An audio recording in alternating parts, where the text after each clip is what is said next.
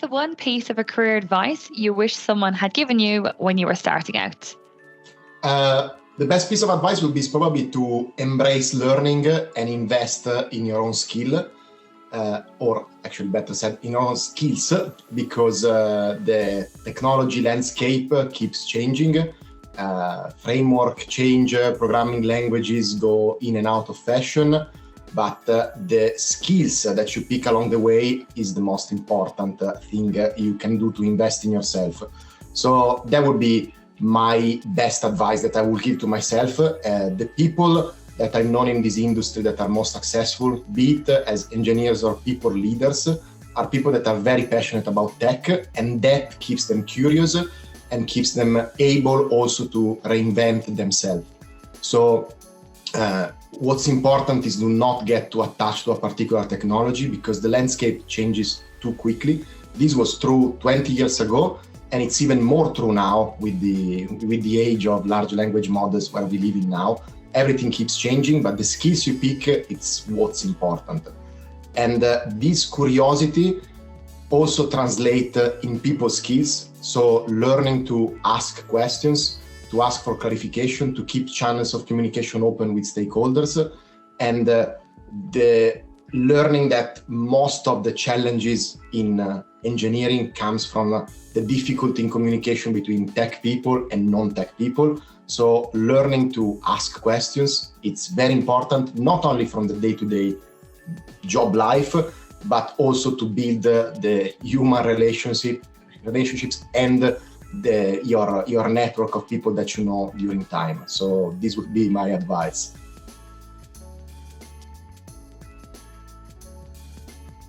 Can you share a pivotal moment in your career journey that made a significant impact?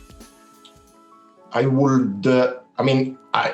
almost feel like I should say the obvious of when I moved to a more people management role.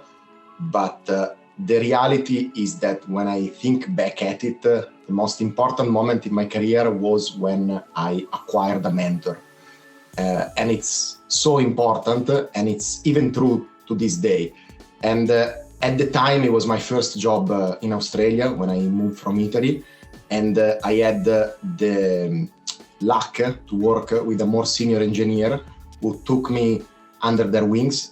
And they started teaching me not only the best way to be an engineer, but also how to be a better person in the company, how to communicate with stakeholders, how to organize my day-to-day life.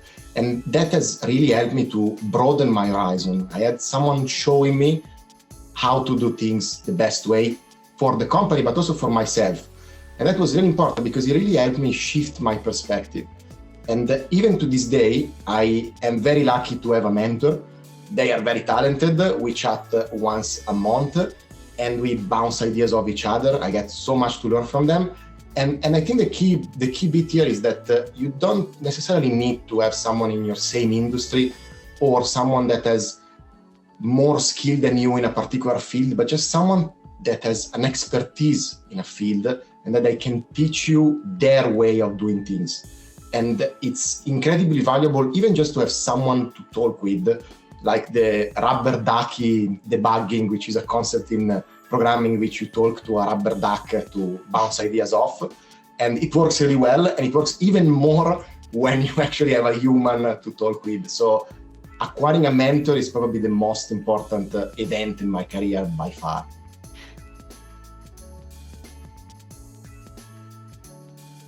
How do you approach challenges and setbacks in your professional life?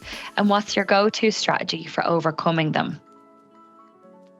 Now, after many years of learning and making mistakes, it's to keep a positive attitude and step back from the problem.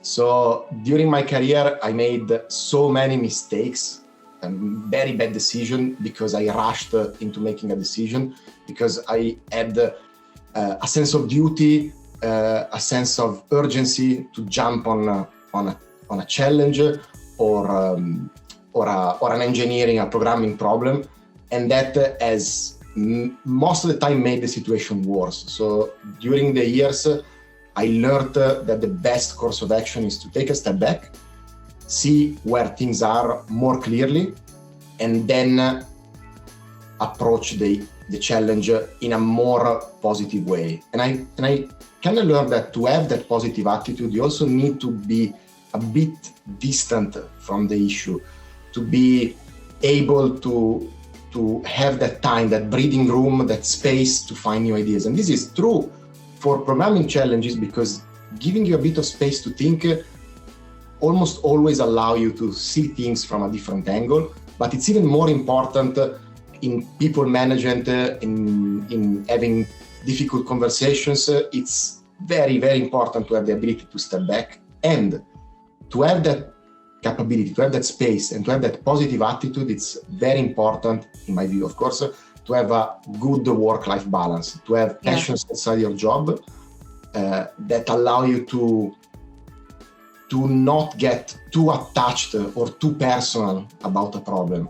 And they can be anything. Like, I'm very passionate about programming and I program in my spare time. So it doesn't even need to be something different from your job, but just having that